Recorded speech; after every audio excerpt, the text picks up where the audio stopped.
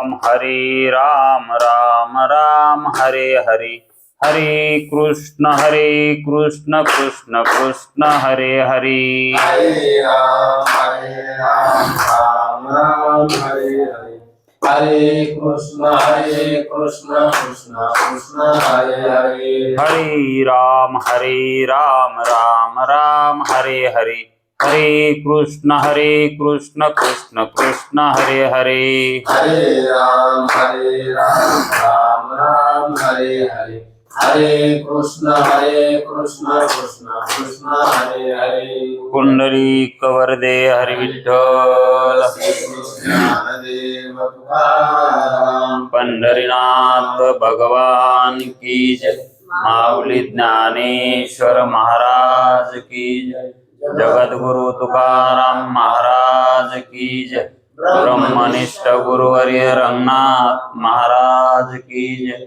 श्री विनायकं गुरुर्नौमि साखरे नाम विश्रुतम्, येषां चरण सान्निध्यात् जीवा मुक्ता भवन्ति।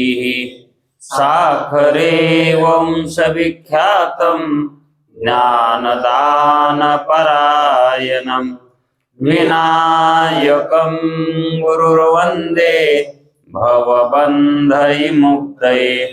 श्रीरङ्गनाथं गुरुराजवर्यं मुमुक्षूणां ज्ञानदानेकदक्षं, प्रभावती क्षेत्रनिवासिनं नमामि वेदान्तविदां वरिष्ठं। पुण्डलीकवरदे हरिविठ्ठल। श्री गुरु ज्ञानदेव पंढरीनाथ भगवान की जय।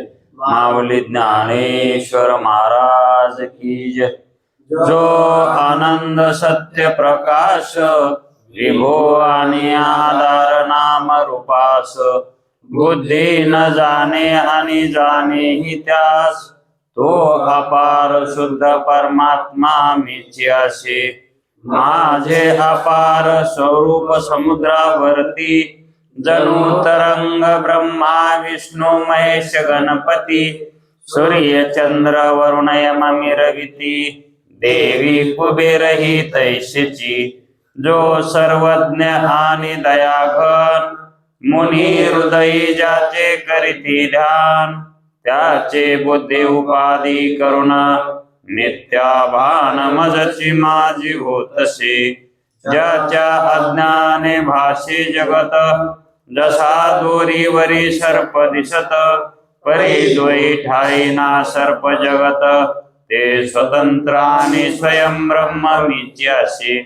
पुण्य पुरुषी सदैव निष्काम, बोध प्राप्ती कारणे भजावा राम, तो मीची आहे आत्माप्त काम, तरी नमन कोणा करावे म्या। जयांचे केलिया स्मरण, सकळ विद्येचे होय अधिकरण, ते जीवंदो श्रीचरण श्री गुरूंचे, ते नमस्कारोनी आता। चला, विचार सागर तरंग चौथा, परिच्छेद 52, प्रमाण व प्रमा चैतन्याचा विचार। प्रमाण व प्रमा चैतन्याचा विचार। या अगोदर आपण अंतःकरणामध्ये चैतन्याचा द्विविध प्रकाश पाहिला। अंतःकरणामध्ये मूळचा अगोदरचाच सामान्य स्वरूप असणारा चैतन्याचा प्रकाश, आणि त्यावर जर कळवाशाचा प्रकाश टाकला तर त्या प्रकाशावरच हा प्रकाश पडतो। तसं अंतःकरणामध्ये मूळचा पहिला सामान्य प्रकाश आणि त्यावर जो विशेष स्वरूपाचा प्रकाश आहे, तो प्रकाश अंतःकरणाने विशेष झालेला तो एक प्रकाश. असे दोन प्रकाश अंतःकरणामध्ये मानलेले आहेत. आणि मग एक सामान्य स्वरूप आणि एक विशेष स्वरूप असे दोन प्रकाश आहेत. त्यामधला सामान्य स्वरूप असणारा हा कशाच्या विरोधी नसतो. म्हणजेच जरी देह जिवंत असला तरी तो देहामध्ये असतो आणि देह हा गतप्राण जरी झाला तरी सामान्य रूप त्या ठिकाणी त्याचं असतंच. मग जे विशेष स्वरूप अंतःकरणामध्ये चिदाभास झालेला आहे, चिदांश जो आहे तो अंतःकरणासहित तो फक्त निघून जातो.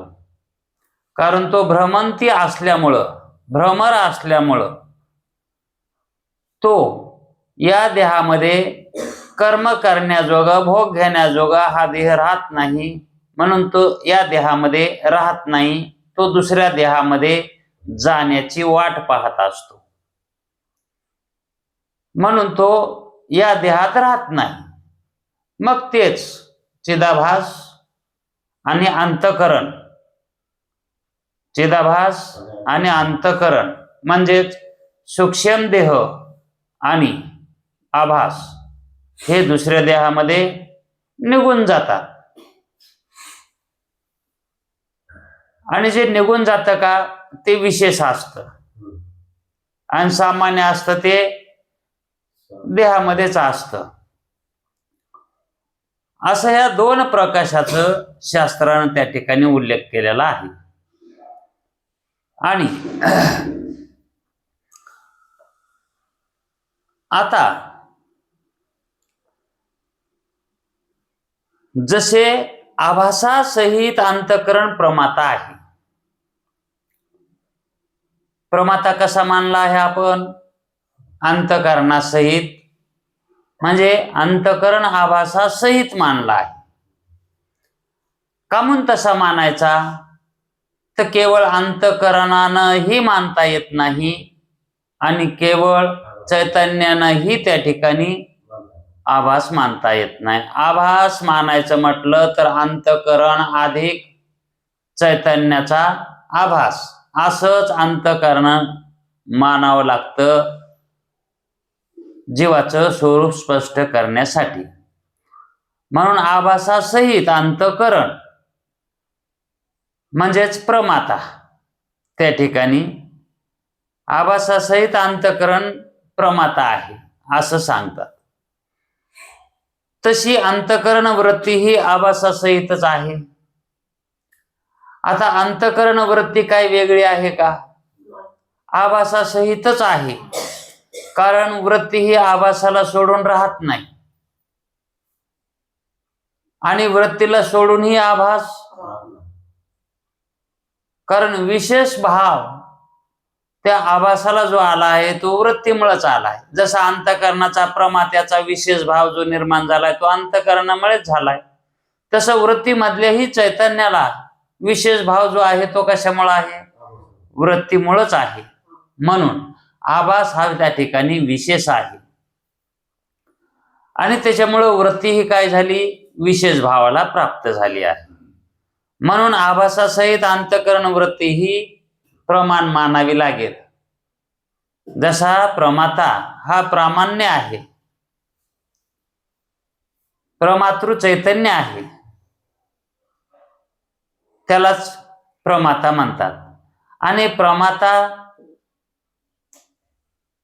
जसा वृत्तीद्वारा बाहेर निघेल तसं त्या वृत्तीमधला जो चिदांश आहे, प्रमात्याचा अंश आहे, तो अंश आणि वृत्ती या दोघांना मिळून प्रमाण असं म्हणावं लागतं. कारण ते ज्ञान घेण्याजोगं तत्व आहे. वृत्ती हे ज्ञान करून देण्याजोगं तत्वे आहेत. म्हणून अंतःकरणाची आभासासहित वृत्ती ही घटाकार होत असते. घटाकार झालेली वृत्ती ही कुणाची? प्रमात्याची, आहे का नाही? म्हणजेच आभासासहित वृत्ती, हे का नाही? म्हणजे हा व्यवहार कळाला म्हणजेच आपणाला बाह्य पदार्थाचं ज्ञान कसं होतंय हे कळायला सोपं जाते. आणि हे कशामुळं सांगायचं आहे? बाह्य पदार्थ ज्ञानाची रीती कळून देण्यासाठी हे सांगायचं आहे. बाह्य पदार्थ ज्ञानाची रीती कशासाठी कळून द्यायची आहे? कारण शिष्याला शंका झाली होती की आभासाला ज्ञान होतंय, आभासाला ज्ञान होतंय, तर मला का होऊ नये? आभासाला ज्ञान होतंय, आभासाच्या अवस्था सांगितल्यावर असं सिद्ध झालं होतं की जे ज्ञान होतंय ते आभासालाच होतंय, बुद्धीला होत नाही असं सांगितलं होतं. म्हणून आभासाला ज्ञान व्हायला काहीही हरकत नाही असं गुरुजी म्हणले होते. गुरुजी तसं म्हणले म्हणून तो म्हणला मग मला बी आता ज्ञान व्हावं असं वाटतंय. कोणाचं? आत्म्याचं ज्ञान, ब्रह्माचं ज्ञान मला आता व्हावं असं वाटतंय आणि मला आता मुक्त व्हावं वाटतंय, तर मला आता ज्ञान करून द्या.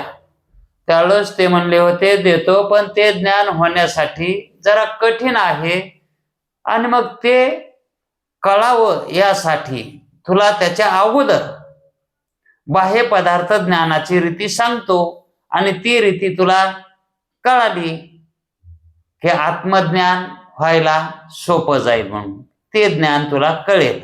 ब्रह्मज्ञान, ब्रह्म ऐक्य ज्ञानाचा तुला उपदेश मिळेल. म्हणून गुरुजींनी बाह्य पदार्थ ज्ञानाची रीती आतापर्यंत सांगितली आणि हे शेवटचं आहे. ते काय म्हणतात? जी प्रमात्याची वृत्ती ही अंतकरणाच्या बाहेर जाऊन घटापर्यंत जाती आणि त्या घटाला अंतकरण वृत्तीनं व्यापलं की त्याच्यावरचं अज्ञान निवृत्त होतं आणि अज्ञान निवृत्त झालं की त्या वृत्तीमधला जो चिदांश आहे आभास, तो काय करतो? त्या घटाचं ज्ञान करून देतो आणि त्याला प्रमाज्ञान म्हणतात. त्या ज्ञानाला काय? प्रमाज्ञान. असं प्रमाज्ञान होत असतं. मग आता घटाचं ज्ञान व्हालंय का नाही? अंतकरणाच्या ठिकाणी घटाचं ज्ञान व्हालंय, प्रमाज्ञान व्हालंय. मग तसं आत्म्याचं ज्ञान व्हायला काय हरकत आहे का? या नियमानं फक्त हा बाहेरचा जो नियम लावलाय तो आत लावायचा आहे. जो बाहेरचा नियम लावलाय तोच आत लावायचा आहे. म्हणून गुरुजी म्हणाले की तुला हे बाह्य पदार्थाचं ज्ञान अगोदर सांगतो आणि नंतर ब्रह्म ऐक्य ज्ञान सांगतो. मग आता एवढं झाल्यावर ब्रह्मज्ञान होण्याचा प्रकार चालू होणार आहे. पण आता याच्यामध्ये काय सांगतात? शेवटी अंतकरणाची आभासासहित वृत्ती जी घटाकार होते ती प्रमा मानायची. प्रमा म्हणजे यथार्थ ज्ञान, खरं ज्ञान. या म्हणण्याने प्रमावृत्तीस उत्पन्न होण्यास कारण इंद्रिय आहेत. प्रमावृत्तीला कोण कारण ठरायले? आता जर वृत्तीला बाहेर निघण्यासाठी इंद्रियच नसती तर प्रमाज्ञान झालं असतं का? मग प्रमाज्ञान होण्याला कारण इंद्रिय आहेत. म्हणून इंद्रियापासून ही वृत्ती ज्ञानाचा उगम करीती, ज्ञानाला प्रतिफलित करीती. म्हणून ही जी इंद्रिय आहेत ही करण मंडी आहेत. ही इंद्रिय काय आहेत? करण आहेत. प्रमाज्ञानाची जी कारण आहेत का तेच करण आहेत. म्हणून त्याला असाधारण कारण म्हणतात. ते साधारण नाहीत. साधारण जे बघितले आपण ते 9 ते 9 वेगळेच, आणि जे असाधारण आहेत ते प्रमाद ज्ञानाला उत्पन्न करून देणारे आहेत. म्हणून इंद्रियांना करण म्हटले आहे. प्रमावृत्तीस उत्पन्न होण्यास कारण इंद्रिय आहेत, म्हणून प्रमा इंद्रियजन्य म्हटली. प्रमाज्ञान हे इंद्रियजन्य म्हटलं आहे, कारण इंद्रियापासून होतं म्हणून. इंद्रियाला होत नाही, होतं ते प्रमात्यालाच होतं, पण इंद्रियाद्वारा होतं. म्हणून त्यांना इंद्रियांना काय म्हटलंय? करण म्हटलं आहे, किंवा त्या प्रमाज्ञानाला इंद्रियजन्य म्हटलं आहे. प्रमाज्ञानाला इंद्रियजन्य म्हटलं. केवळ चैतन्य स्वरूपाच्या ठिकाणी प्रमा असा व्यवहार होत नाही. जे चैतन्य आहे त्याच्या ठिकाणी प्रमाज्ञानाची उत्पत्ती होत नाही.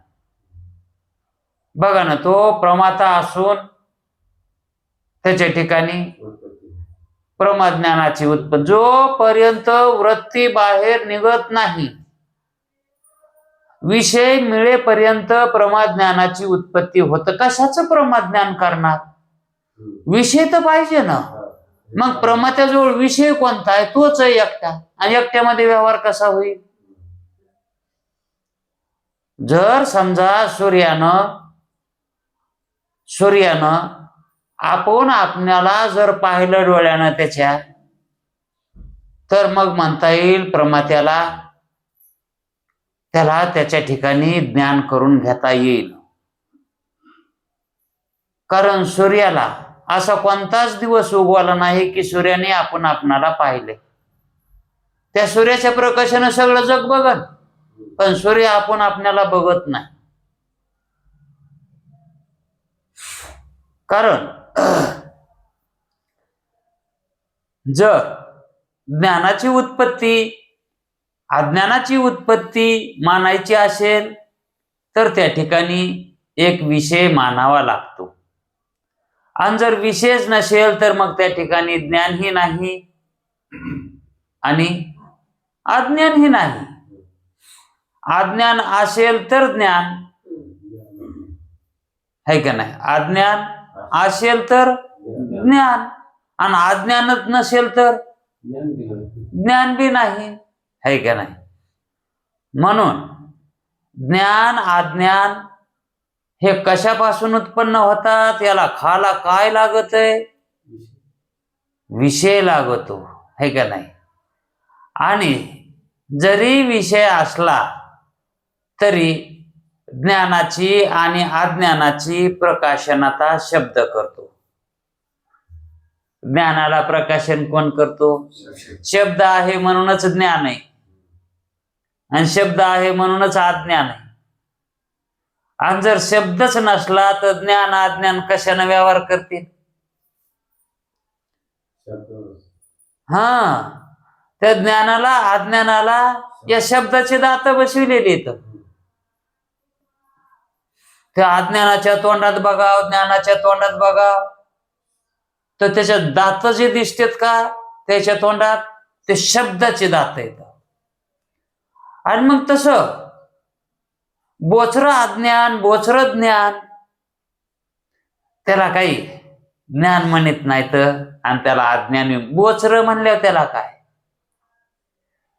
नाही. एखाद्या घरामध्ये हरभरे भाजून ठेवले आणि एकट्याच आहे त्या घरामध्ये दातावाला, आणि बाकी सगळे म्हातारे बोळके झालेले, ते हरभरे ते खातील म्हणून काय हरभरे चोरून ठेवायची काय गरज आहे का? तस ज्ञान आणि अज्ञान या दोघांना जर शब्द नाही सापडला, शब्दच नाही उरला, तर ते दात पडलेल्या माणसासारखी राहतात.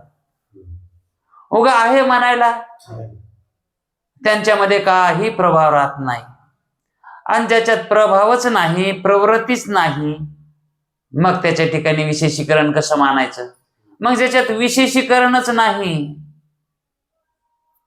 तर सामान्य स्वरूपानं असणारा पदार्थ कोणाला विरोध करतो का?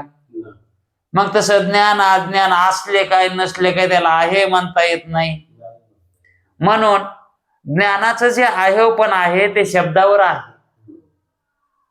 ज्ञानाचं आहे पण शब्दावरच आहे आणि अज्ञानाचं तरी. म्हणून शब्दानंच अज्ञान सिद्ध होतं, शब्दानंच ज्ञान सिद्ध होतं. आणि जर ते सिद्ध करणारं जर साधनच नसेल तर काय सिद्ध करावं? सिद्ध करण्यासाठी साधन लागतं. म्हणतं असा हा शब्द साधन स्वरूप आहे. शब्द कसा आहे? साधन स्वरूप आहे. म्हणून शब्दाचं एवढं महत्व आहे की जोपर्यंत शब्द आहे तोपर्यंतच ज्ञान अज्ञान आहेत. शब्द मावळला की ज्ञान अज्ञान मावळलं. जर 3 प्रहर मावळले सूर्याचे, सकाळ दुपार आणि संध्याकाळ, सायंकाळ संध्याकाळ एकच, हे 3 प्रहर मावळले की सूर्याला राहायलाच जमत नाही. सूर्याला राहायला जमतच नाही, त्याला मावळावंच लागतं. तसं शब्द संपला की ज्ञान अज्ञानाला मावळावंच लागतं, हे का नाही? आणि शब्द उत्पन्न झाला की ज्ञान अज्ञानाला उत्पन्न व्हावंच लागतं. पहाट झाली की सूर्याला उगवावंच लागतं. पहाट जर नाही झाली तर सूर्य उगवत नाही. सूर्याचं उगवणं पहाटेवर अवलंबून आहे आणि सूर्याचं मावळणं सायंकाळावर अवलंबून आहे. सायंकाळ जर नाही झाली तर सूर्याला मावळता येत नाही, कारण सायंकाळ झाल्याशिवाय सूर्य मावळतच नाही आणि पहाट झाल्याशिवाय. मग पहाट ही सूर्याला ओवाळण्यासाठी जे जाती ते सूर्य आता प्रगट होणार आहे म्हणून पहाट त्याला ओवाळायला जाते. म्हणून पहाट ओवाळायला गेल्याशिवाय सूर्याला उगवता येतच नाही, कारण ती पुढे त्याला जाऊच देत नाही ओवाळल्याशी. तशी शब्दराशी असल्याशिवाय ज्ञानाची अज्ञानाची ही उगम स्थितीच होत नाही, ते प्रगटच होत नाही. त्याला प्रगट होण्यासाठी शब्द लागतात. म्हणून हे शब्दावरच ज्ञान अज्ञान विसंबून आहेत. ज्ञान अज्ञान शब्दावरच विसंबून आहेत. आणि जर शब्दाचं खंडन झालं, शब्दाचा असंभव झाला की ज्ञान अज्ञानाचाही असंभव होतय, हे का नाही? जसं लेकरू रडायलं तर लेकराला म्हणता येतंय गपचीप बस, नाही तर बागुल बुवा येईल. गपचूप बस, नाही तर ते बागुल बुवा येईल. आता वास्तविक पाहता बागुल बुवा नसतोच, है की नाही? नसतोच, पण त्या काळी त्याला असतो. त्या मुलाला बालकाला बागुल बुवा असतो आणि त्याच्या भयानं तो गपचीप ही बसतो. पण तो जर मोठा झाला तर त्याला कशाचा आला बागुल बुवा? तस शब्द जर खंडन झालं, शब्दाचा असंभव झाला तर कशाचे आले ज्ञान आणि अज्ञान? हे जोवर शब्द आहे तोवरच ज्ञान आणि अज्ञान आहे. आणि शब्द हे प्रमाण आहे. या शब्दाची तरी उडी कुठपर्यंत आहे, है का नाही? शेवटी शब्दाला सुद्धा माघार घ्यावी लागते, ते चैतन्यामध्ये प्रवेश करू शकत नाही, है का नाही? हाच अभिप्राय लक्षात घ्या, कारण याचं पुढे उपयोग होणार आहे. या संदर्भाचा पुढे उपयोग होणार आहे. याच्यामध्ये विषयामध्ये काय म्हणतात पहा. म्हणून प्रमा इंद्रियजन्य म्हटली. इंद्रिय असतील तर प्रमा होणार. केवळ चैतन्य रूपांचे ठिकाणी प्रमा असा व्यवहार होत नाही. चैतन्याच्या ठिकाणी प्रमा असा व्यवहार होत नाही. सर्व अंतकरणाचा परिणाम विषयाकार वृत्ती होत नाही. अंतकरणाचा परिणाम विषयाकार होत नाही. अंतकरणामध्ये जेवढा चैतन्याचा आभास आहे तेवढा आभास विषयाकार होत नाही. मग किती होतो तो आभास विषयाकार? वृत्तीमध्ये जितका येईल आहे का नाही? आता गावाची टाकी आहे, तिच्यामध्ये भरपूर पाणी, पण आपल्या नळाला जितकं पाणी येईल तितकंच आपल्याला मिळणार. टाकी तर भरपूर आहे. तसं प्रमाता त्याच्या ठिकाणी आभास चैतन्याचा हा भरपूर आहे, पण वृत्तीमध्ये जितका येईल तितकाच प्रमा वृत्तीला तो सहाय्यक ठरतो. म्हणून सर्व अंतकरणाचा परिणाम विषयाकार वृत्ती होत नाही. म्हणजे प्रमात्याच्या जवळ शिल्लक राहतो तो आभास, आणि वृत्तीमध्ये उगाच सामटीतून इंद्रियातून किती येतो तेवढाच फक्त बाहेर येतो. फक्त बाहेर देशात गेलेला वृत्ती भाग, बाहेर गेलेला वृत्ती भाग विषयाकार होतो तितकाच. म्हणून प्रमाण आणि प्रमारूप अंतकरण वृत्तीचा अत्यंत भेद नाही. प्रमाता आणि वृत्ती, प्रमाता आणि वृत्ती म्हणजे प्रमाण,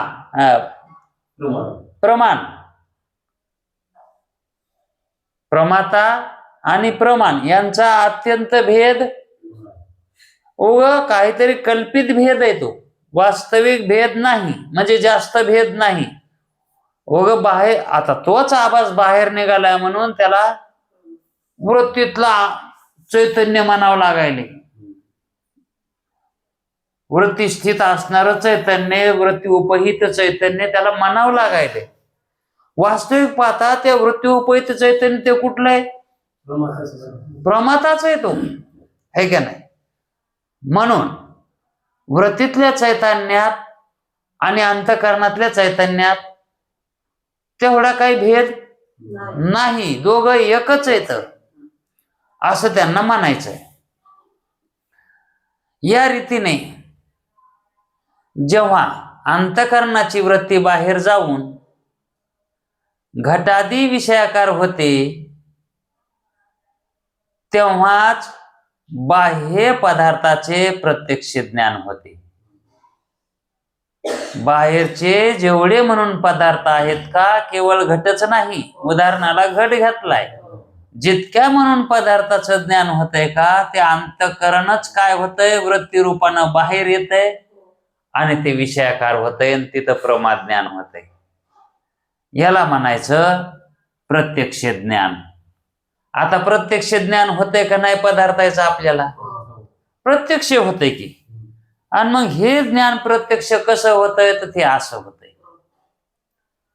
आता हे जसं ज्ञान झालं, या ज्ञानाची रीती आपल्याला कळाली, मग अंतर्ज्ञानाची रीती आपल्याला पाहायची आहे.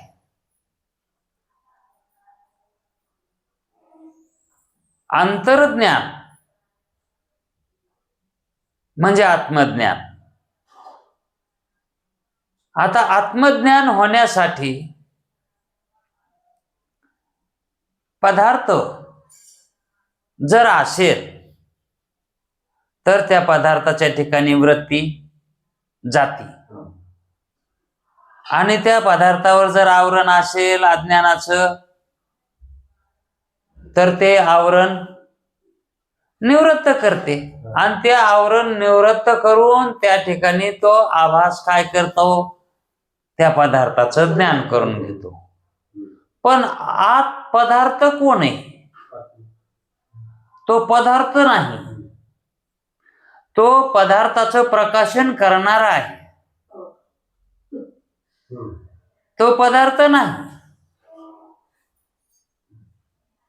पदार्थाचं प्रकाशन करणारा आहे. मग त्या पदार्थाचं प्रकाशन करणारा आत्मा हे जर आपलं स्वरूप असेल, असेल म्हणजे आहेच, तर त्या स्वरूपाला कोण पाहणार आहे? वृत्ती पाहणार आहे. कारण वृत्ती त्या ठिकाणी न्यायची आणि वृत्तीला ते जाणायचं आहे. आता वृत्ती जाणते का वृत्तीमधला चैतन्य अंश जाणतो? बाहेरचे पदार्थ कोणी जाणले तर वृत्तीमधल्या आभासानं जाणले. मग वृत्ती जर आपण आत्माच्या ठिकाणी जर नेली तर आपण कुठे आहोत? वृत्तीमध्ये. प्रमाता कोण झालो? आपणच झालो. म्हणजे जीव कोण झालंय? आपणच झालो, है का नाही? आणि आत्मा कोण आहे? म्हणजे जीवच आहे. आभासच कोण आहे? कुटस्थ रूप आहे, है का नाही? आता आभासाला काय करायचंय? कुटस्थाचं ज्ञान करून घ्यायचंय. आभासाला कुटस्थाचं ज्ञान करून घ्यायचंय ना, कुटस्थ चैतन्याचं. कारण आभास कोण आहे? कुटस्थ रूप आहे. आणि कुटस्थ कोण आहे? ब्रह्मरूप आहे. कुटस्थ चैतन्य ब्रह्मरूपच आहे ना. मग कुटस्थाचं ज्ञान झालं तरी ब्रह्माचं ज्ञान आहे का नाही? कुटस्थाचं ज्ञान हे ज्यावेळेस आभासाला होतंय त्यावेळेस त्याला ब्रह्माचंच ज्ञान होतंय. कारण कुटस्थ सदा ब्रह्मरूपच आहे. कुटस्थ का म्हणून आहे? अंतःकरणाच्या जवळ आहे म्हणून कुटस्थ आहे. कुट असत? कुट म्हणजे मिथ्या. मिथ्याच्या ठिकाणी जे असतं त्याला कुटस्थ म्हणायचं, है का नाही? तसं जिथं अंतःकरण आहे आणि त्या अंतःकरणाच्या सभोवताली जे चैतन्य आहे, सन्निध म्हणजे जवळ, अंतःकरणाच्या जे जवळ आहे, अत्यंत जवळ, त्याच्या इतकं जवळ दुसरं काहीच नाही. अंतःकरणाला त्याच्या इतकं जवळ काहीच नाही. म्हणून त्या चैतन्याला कुटस्थ म्हणतात. आकाशातल्या ढगाच्या ठिकाणी जे आहे का आकाश, ढगांच्या जवळ, ते कुटस्थ चैतन्य. असं त्या कुटस्थाचं स्वरूप आहे. आणि आभासाला त्याचं ज्ञान जर झालं तर ब्रह्माचं ज्ञान होणार आहे. कारण कुटस्थ हे कायम, कुट हा त्या ठिकाणी कवरही राहत नाही. कारण त्या कुटाचं काय होतंय? बाद होतंय. आणि त्या कुटस्थाला ते कुट आहे का नाही हेही माहित नाही. कारण कुटस्थाच्या ठिकाणी ज्ञान आहे का? ज्ञान स्वरूपता आहे. कुटस्थाच्या ठिकाणी काय? ते ज्ञान. तिथं विशेषता आहे का? विशेषीकरण नाही. तिथं जाणीव बी नाही आणि नेणीवही नाही. म्हणजे तिथं काय नाही? उपाधी नाही. उपाधी रहित असणार असं कुटस्थ चैतन्य. आणि जीवाला त्याचं ज्ञान करून घ्यायचंय, है का नाही? आणि मग जीवाला त्याचं ज्ञान जर झालं म्हणजेच कसं कोणाचं झालं? ब्रह्माचंच झालं, है का नाही? मग प्रमाता जो आहे तो जीव आहे. आणि तोच कोण आहे? संसारी. आणि तो संसारी काय म्हणतोय? मी जन्मणार आहे, मरणार आहे. मग ते ज्ञान आभासाला प्राप्त करून घ्यायचंय. कशाचं? कुटस्थाचं. मग ते ज्ञान त्याला प्राप्त करून घेता वेळस त्या आभासाला वृत्तीनं कुटस्थाकडे जावं लागेल ना. त्या आभासासहित, अंतःकरणासहित. अंतःकरण म्हणजे वृत्तीच. त्या वृत्तीला घेऊन त्या आभासाला तिथं जावं लागेल. म्हणजे ती वृत्ती आणि आभास हे दोन्ही जोवर कुटस्थाला पाहत नाहीत तोवर त्यांना ज्ञान होत नाही, है का नाही? मग जर ब्रह्मज्ञानाच्या उपदेशानं अंतर्वृत्ती झाली एखाद्या साधकाची मुमुक्षुची, कशानं? ब्रह्मज्ञानाच्या उपदेशाने, अध्यात्म विद्येने त्याचं अधिकार प्राप्त होऊन तो आत्मस्वरूपाला जाणण्यासाठी निघाला, त्यावेळेस त्याला अंतःकरण वृत्ती ही आभासासहित आत्म्याकड, आत्मस्वरूपाकड न्यावी लागेल. आत्मा म्हणजेच कोण? आता कुटस्थ, हे का नाही? साक्षी.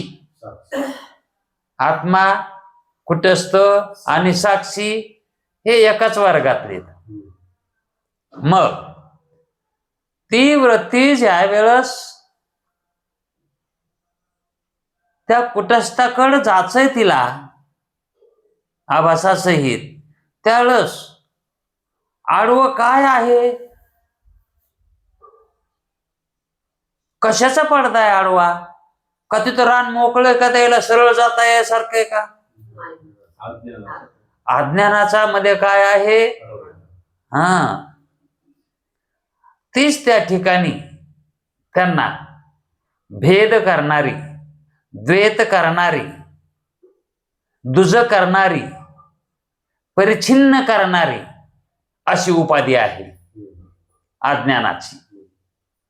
आणि तेच आवरण आहे. ते आवरण छेदल्याशिवाय, निवृत्त केल्याशिवाय कुटस्थाचं ज्ञान होईल का? त्या आभासरूप वृत्तीला,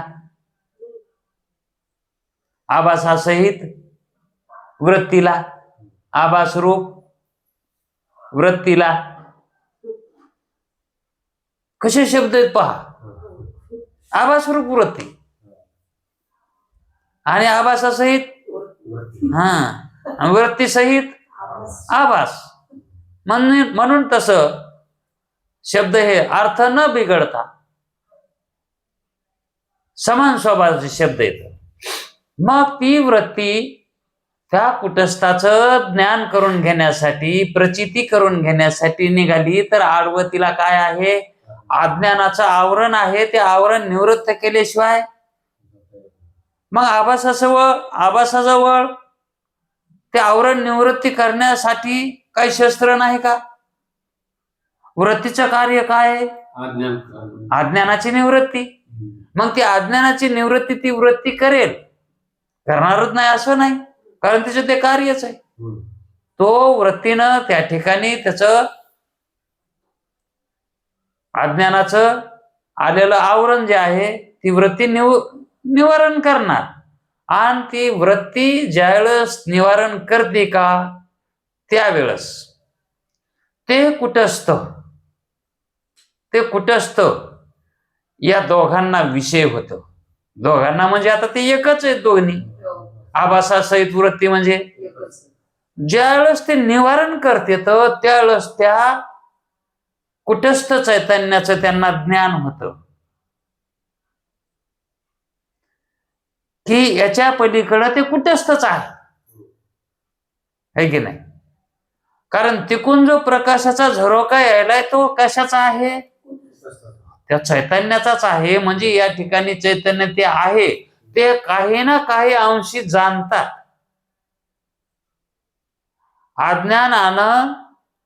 अज्ञानाची जी झापड आलेली आहे ती अंतःकरण वृत्ती काढते. त्यावेळेस जे विशेष स्वरूपाचं ज्ञान होतंय ते कुटस्थाचंच होतंय त्यांना. ती नंतर ती वृत्ती तट धरीत नाही जाणण्यासाठी. ती वृत्ती काही क्षणापुरतं ती जाणीती, काही कालापुरतं तट धरती, पण कवर बी कशी टिकन ती त्याच्या पुढे वृत्ती? कारण ती वृत्तीचं स्वरूपच कसं आहे? फक्त जाणण्यापुरती ती त्या ठिकाणी तट धरती. आणि ते जाणलं की वृत्तीच राहत नाही. म्हणजे त्या वृत्तीनं जाणलं का नाही? पण केव्हा जाणलं? अज्ञान निवृत्ती करतानाच.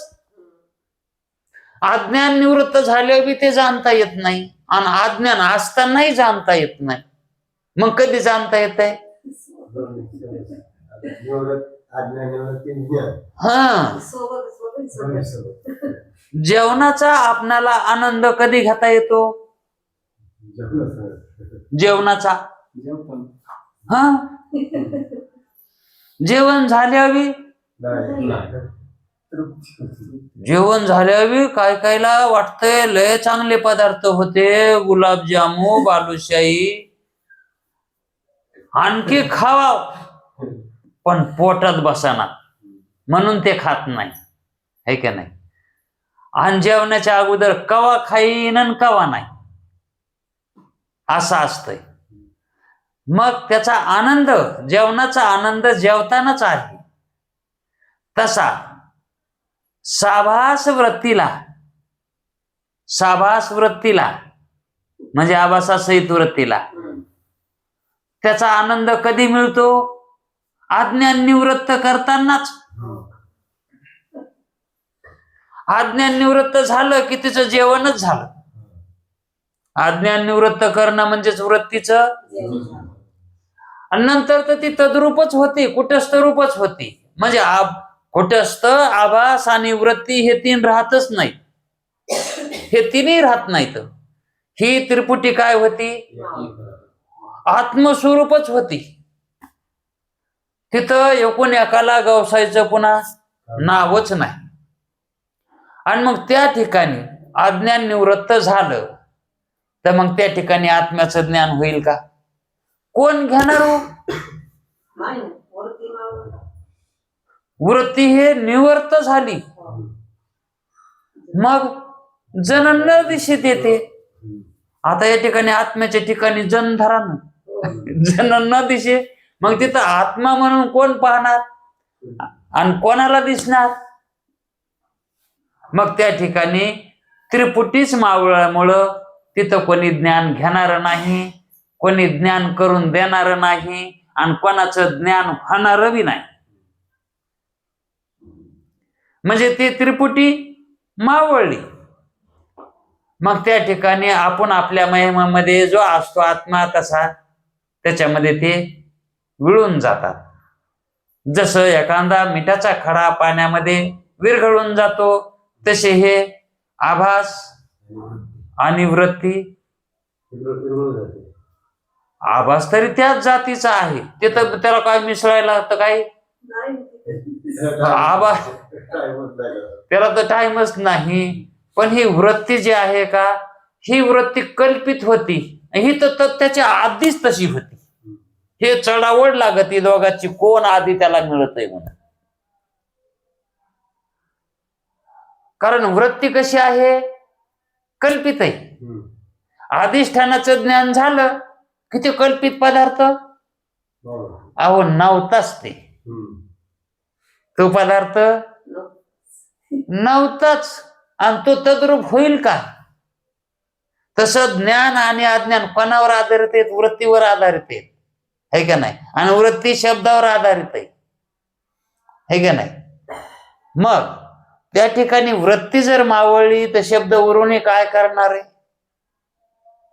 सगळा खेळ हा सगळा वृत्तीवर आहे, आणि ती वृत्ती कशी आहे? कल्पित आहे. मग वृत्तीच नाही राहिली तर त्या ठिकाणी कोण कोणाशी व्यवहार करेल? व्यवहार करण्यासाठी वृत्ती लागते. जसा बाजार आणण्यासाठी पैसे लागतील, तसं ज्ञान घेण्यासाठी आणि ज्ञान घेण्यासाठी ज्याला ज्ञान घ्यायचं आहे ते ज्ञान रूप पदार्थ एक लागत आहे, आणि घेणारा एक ज्ञान रूपच लागत आहे. ते बी काही अज्ञान रूप जमत नाही, तोही ज्ञान रूपच पाहिजे. घेणाराही ज्ञानरूप पाहिजे, आणि ज्याचं ज्ञान घ्यायचंय तेही, आणि ज्याच्यानं ज्ञान घ्यायचंय, कारण ते तसं असलं तरच त्या ठिकाणी देवाण घ्यावान होणार.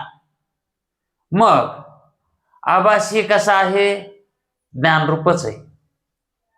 आणि कुटस्थही कसा आहे? आणि या दोघाचा व्यवहार करणारी ती कशी असणार आहे? ज्ञानरूपच असणार आहे. वृत्ती ही ज्ञानरूपच असते. कारण तिनं जन्मभर ज्ञानाचीच उत्पत्ती करून दिलेली ना. ज्ञानाचा व्यवहार आहे का नाही. जर गुळ असला तर त्याच्यातली ती गोडी कशी लागती. गुळाचा स्वभाव कसा आहे गुड आणि त्या गोडीचा स्वभाव कसा आहे. अहो गुळ आहे गोड आणि ती गोडी हा ती गोडी गुळाहून काय वेगळी का आणि ती वृत्ती काय वेगळी का. गोडी आणि गुळू आणि सुगंध आणि परिमळू निवाडू जाता भेदू पांगुळा होय. जर कोणी हे वेगळं वेगळं करायला गेलं गुळ आणि गोडी वेगळी करायची.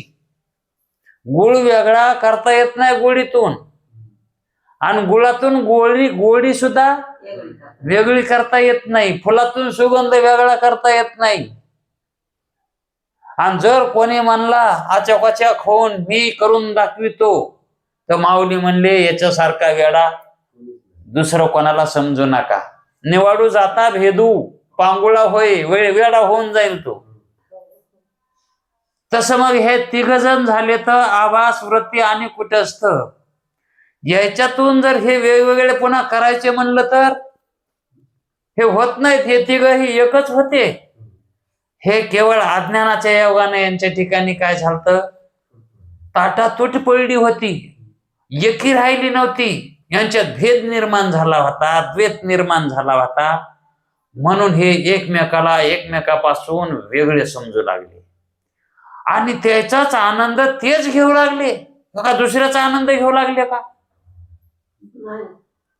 नाही. आभास जो झाला होता कशाच्या योगानं त्या बुद्धीच्या योगानं किंवा वृत्तीच्या योगानं आभास झाला होता आणि तो आभास जो आनंद घेऊ लागला तो कोणाचा घेऊ लागला.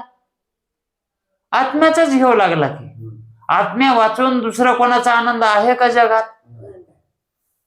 मग आत्माच काय करू लागला मधात वृत्तीला घालून तोच आनंद त्याचाच आनंद तोच शेवू लागला. ही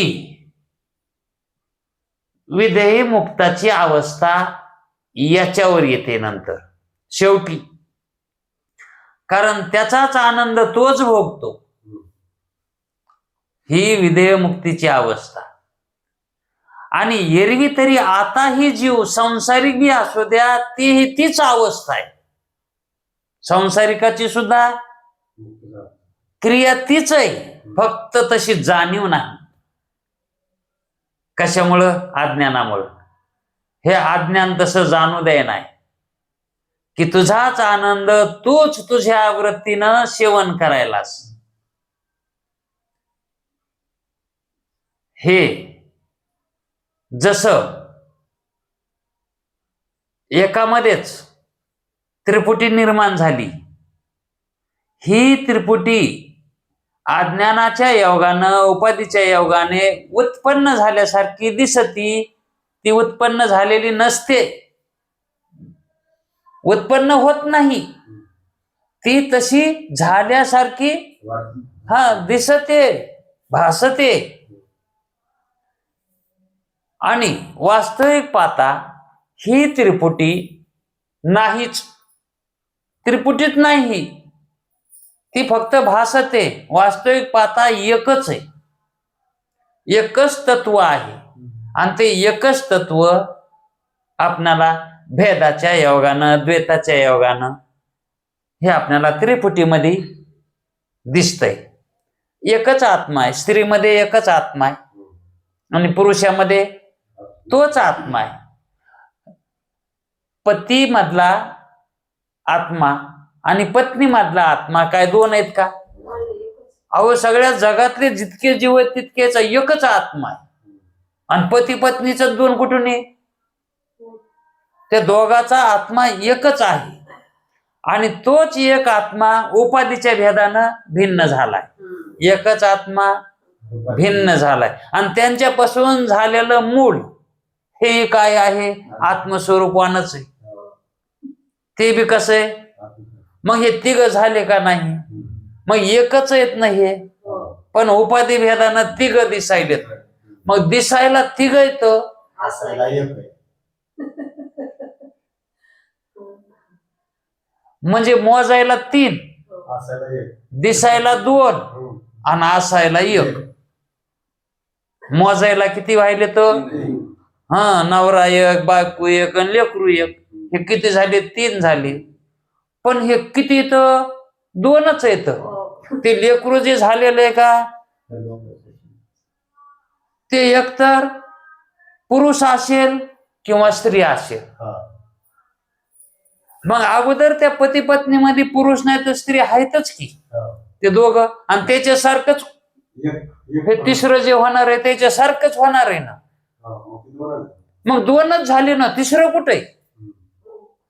ह्या दोघांपासून पुरुषापासून आणि स्त्रीपासून दुसरा स्त्री किंवा पुरुषच झालाय.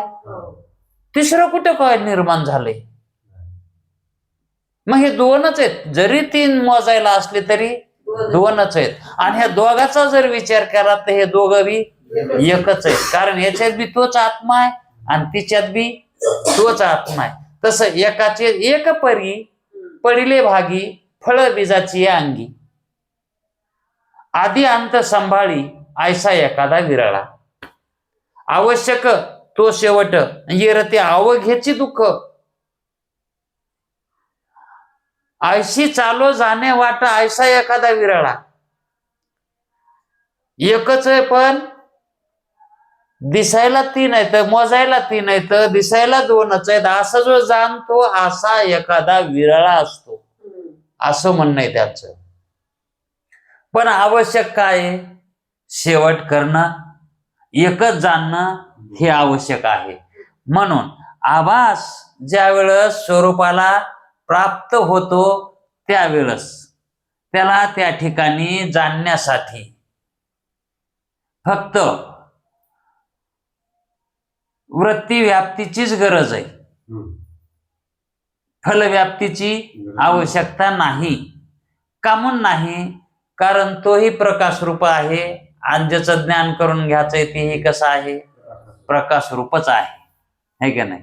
मग त्या ठिकाणी त्याला प्रकाशाची काही गरज नाही. जर समजा एखाद्या मातीच्या भांड्याखाली, गाडग्याखाली म्हणा, जर एखादी वस्तू जर ठेवली असेल, एखादी भाजीची वाटीची काही म्हणा एखादी वस्तू ठेवली झाकून, तर ती वस्तू जर खायची असेल तर ते झाकून ठेवलेलं ते निवारण करावं लागन, काढावं लागन बाजूला, है का नाही? आणि मग ती त्याच्यातली वस्तू घेता येईल. आणि ती वस्तू जर अंधारात असेल तर तिथं बॅटरीची गरज आहे का नाही ती पाहण्यासाठी. मग तिथं एक वृत्तीची गरज आहे आणि प्रकाशाची गरज आहे. म्हणजे ते आवरण निवृत्त करण्याची गरज आहे. ते गाडगं बाजूला काढावं लागल आणि ती वस्तू पाहण्यासाठी उजेडही लागल. का म्हणते ती वस्तू जड आहे, प्रकाश रूप नाही, है का नाही? म्हणून प्रकाशाची आवश्यकता लागल. तिथं फलव्याप्तीची गरज आहे आणि वृत्ती व्याप्तीची गरज आहे. आणि जर समजा एखाद्या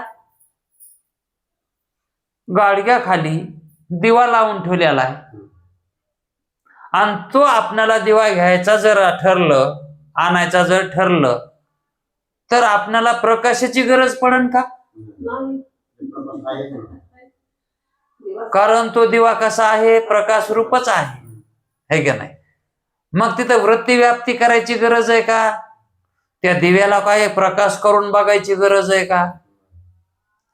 ते वरचा माठ काढा की दिवा दिसतच, त्याला बघायची सुद्धा है का नाही? मग तसं अज्ञान निवृत्त केलं, अज्ञान हे काय? आवरण आहे. ते निवृत्त केलं की तिथं पुन्हा ज्ञानाची काही आवश्यकता आहे का? ज्ञान प्रकाशाची गरज आहे का? ते दिवाच ज्ञान प्रकाश रूप आहे आणि जाणून घेणाराही. मग हे दोघं कसे होते तर एकरूप होऊन जाते. पण जे मधामध्ये अज्ञान निर्माण झालेलं होतं तेही कल्पित होतं आणि ते कल्पित अज्ञानाची निवृत्ती ज्या आभासानं निवृत्ती केली आहे त्याची, तो आभास ब्रह्मरूपच आहे. तो आभास देहात असतानाही, देह असो की नसो, त्या आभासाला काय घेणं आहे देहाचं? त्या आभासाला ज्ञान आहे, आभासाच्या ठिकाणी ज्ञान रूप आहे, ते ज्ञानाचाच काय अंश आहे. आभास हा ज्ञानाचाच अंश आहे. फक्त विसर झाला होता त्याला ज्ञानाचा, की आपण ज्ञानरूप आहोत आणि अकर्ता अभोक्ते आहोत, असं त्याला विसर पडला होता. मी चैतन्य रूप आहे, मी आत्मरूप आहे, याचा विसर पडला होता. आणि त्याचा त्याला जर आठव झाला तर तो कोण मग? इथं फक्त विसर आणि आठवाचाच खेळ आहे ना. परमार्थ, परमार्थ म्हणजे काय? गेलेली सई आणायची, फक्त गेलेली सई. सई गेली होती, अहो ती बी गेली नव्हती, गेली असा भ्रम झालता. आणि मग ती सई आल्यावर सई आली हा ही काय? पण ते झाल्यावर कळत आहे, सई आल्यावर कळत आहे की माया कपाळावरच चष्मा होता, हरपाला नव्हता. आणि आधी हरपाला असं काय केला? गाजा वाजा केला, सर्व गाव गोळा केलं, मावा चष्मा हरपाला, मावा चष्मा हरपाला. मग इतकस 2 वर्षाचं लेकरू म्हणतं बाबा तुमच्या कपाळावरच आहे की? हे काय झाली? त्यानं शब्दांना आठवण करून दिली फक्त, की तुम्ही मूळचे आत्मस्वरूपवानच आहात. आणि मग तो हरवला होता का चष्मा? हरवलाच नव्हता, हरवलं होता ही भ्रांती होती. हरवल्याची काय झाली? आणि तशीच आहे ना मग आपण सच्चिदानंद ब्रह्मरूप आहोत, ही आपल्याला स्मरण नाही, आपल्याला हे स्मरण नाही. मग हे स्मरण नाही हे आपलं काय आहे? भ्रांती आहे. ही भ्रांती काढून टाकायची. ती भ्रांती काढून टाकली की स्मरण होणारच आहे ना. आणि मग स्मरण झाल्यावर कळत आहे, अरे हे स्मरण होणं सुद्धा काय आहे? विस्मरण होणं जशी भ्रांती का, तसं स्मरण होणं सुद्धा. हा मग जसं त्याला जर तसं म्हणावं, स्मरण झालं म्हणजे हे यथार्थ आहे, हे भ्रांती नाही, तर दिव्याला पाहायला दुसरा दिवा लागेल. दिव्याला पाहायला दुसरा दिवा लागेल. किंवा सूर्याला पाहिल्यासारखं होईल, सूर्याला पाहिल्यासारखं होईल. पण अशा गोष्टी कधीच घडत नाही. याचाच अर्थ आभासाला आत्म्याचं ज्ञान होत का? ज्ञानाला ज्ञान होत असतंय का? आपण त्याच्या कमून कळणार. मग आपण आपणाला विषय कमून व्हायना. विषय होण्यासाठी पदार्थ दुसरा लागत आहे ना. मग आता आपल्याला ज्ञान घ्यायचं कोणाचं? आपलंच. आणि आपलं ज्ञान आपल्याला कसं होईल? आणि आपलं ज्ञान आपणाला झालंय म्हणजे आत्म्याचं ज्ञान आपल्याला झालंय, असा जर आपण व्यवहार केला तर ते ज्ञान झालंच नाही म्हणायचं. आपण आपलं ज्ञान कधीच होत नाही. जीभ जिभीला कधीच चाटीत नाही. जीभ जिभीला कधीच चाटीत नाही. आणि जरी चाटलं तरी तिला कशाचीच चव लागणार नाही. आपण आपली चव, तसं आपण आपणाला ज्ञान होत नाही. आपण दुसरे कशाचे ज्ञान प्रकाशित करू? आपण ज्ञान स्वरूपान आहेत. आणि आपलं ज्ञान आपण कशाने घ्यावं? आपले ज्ञानानं. आणि आपण ज्ञान रूप आहेत ना. मग ज्ञानच कशाला ज्ञानानं विषय होईल? ज्ञान ज्ञानाला विषय होत नाही. ज्ञान अज्ञानाला विषय करते. ज्ञान हा, आणि त्याला शब्द लागतो विषय करताना, त्याला असंही विषय करता येत नाही. म्हणून बुद्धी जाणे आणि न जाणे त्यास तो अपार शुद्ध परमात्मा मीच असे या ओळीचा या ठिकाणी जुळवण करून दिलेली आहे.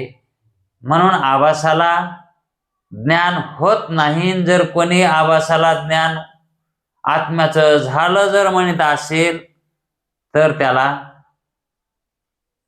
ज्ञान म्हणता येत नाही. आणि जे झालंय म्हणतात ना ते वृत्तीच्या योगानं झालंय, ते बी कधी अज्ञान निवृत्ती करताना. अज्ञान निवृत्त झाल्यावर तिथं उपाधी शिल्लक नसते, विशेषण शिल्लक राहत नाही, आणि जे होतं ते उपाधी विशेषणानं होतं. म्हणून आपण उपाधी विशेषण रहित झाल्यावर आपण व्यवहार कोणा संग करावं, कशानं करावं, साधन तर लागल ना. असा या ठिकाणी विषय सांगितलाय की प्रमाण आणि प्रमा हा चैतन्याचा विचार असा आहे. आणि मग यापुढे आता एवढं कळाल्यावर ब्रह्मज्ञान कसं करून द्यायचं होण्याचा प्रकार सांगतात, तो आपण उद्याच्या वेळात पाहू. पुंडलिक वरदे हरी विठ्ठल.